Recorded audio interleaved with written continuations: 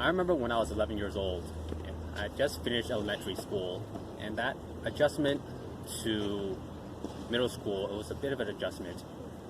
At that point, 11 years old, my personality that I had now was more or less set in stone already. I normally like to keep to myself, not really interested in making friends. If I wanted to make a friend, I would have to actually put in a conscious effort to make a friend. Not something that comes naturally to me. So that adjustment wasn't the easiest because I had lost most of my elementary school classmates. A lot of us, we went to different schools. So making new friends, well, that was difficult. In addition to that, sixth grade middle school is when you become a teenager, and teenagers, they don't like to be told what to do. So I found in middle school there was a lot less structure. The teachers weren't always there to tell you what to do. Stand up, sit down. They weren't there to do that. It was a lot more independent, which I found difficult in sixth grade, especially when I first started the sixth grade. It's when I first started going home by myself as well. So I remember around that time, when I was 11 years old, I was walking with my mom, and my mom stopped. She stooped over to pick up a $20 bill, which I completely missed. And I was really mad at myself for not seeing that $20 bill. So I swore to myself, next time a $20 bill comes around, I would see it and pick it up. So what I did in sixth grade was, before school in the morning and during lunch, I would wander around the schoolyard by myself. It was a very big schoolyard. I would be staring at my feet. I was looking for that next $20 bill.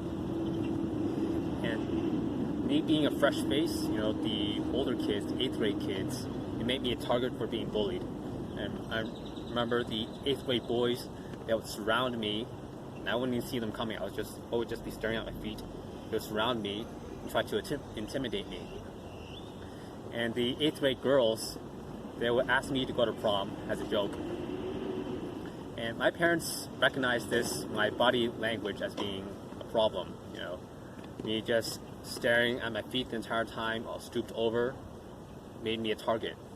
So my parents, especially my dad, forced me to take Kung Fu lessons, which I protested fiercely. I didn't want to. And eventually, I struck a deal with my mom. I would only do it for 2 months. And, that 2 months turned to 7 years. I stuck with those Kung Fu lessons, and I enjoyed them for the most part until my senior year in high school, when I left for college and went to Nevada. And even when college, I was still, whenever I visited my hometown, San Francisco, I would still take Kung Fu lessons during summer breaks, spring breaks, winter breaks. And I had this problem in the 6th grade when I was 11 years old because I failed to recognize the truth which I'll call lightning don't strike twice. And what I mean by that, so me being a trained accountant, I'll dig back to my accounting roots and use the statistics I learned in college to explain this. So if you have a coin, you flip a coin, you have a 50% chance of landing heads or tails. Say you want to land heads, you have a 50% chance. The second time you try to land it is also 50%. Chance of you landing it twice, hitting you twice, will be the 50% of the first time times the 50% of the second time, which will be, if you do the math, 25%. 25%. That's with the 50% odds of success. If it was lower, say 5%, 5% times 5% would be 2.5%. And the third time, if you want to land it the third time, lightning striking 3 times, 5%, 5%, 5% will be exponentially less. So that was the problem I had when I was 11 years old. I failed to recognize that the odds of something happening a second time, the exact same thing happening a second time, is exponentially less. Because the odds are quite lower. If you missed an opportunity the first time, why guard the same position?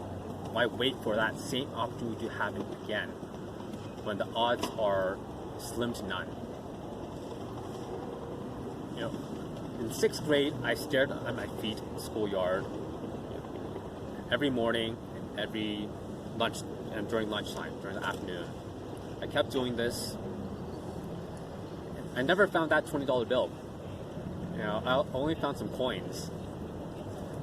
Funny thing is, fast forward 10 years, when I was 21 years old, I was with my mom in a Target, and we were going to the cashier to pay, and noticed that she was stupid enough to pick up a $100 bill, and I scolded her, like, be careful with your money, dropping that $100 bill. She didn't say anything. When we got home, she told me, I found that $100 bill. You know, 10 years later, same thing happens, except this time with a $100 bill. So I never found that $20 bill.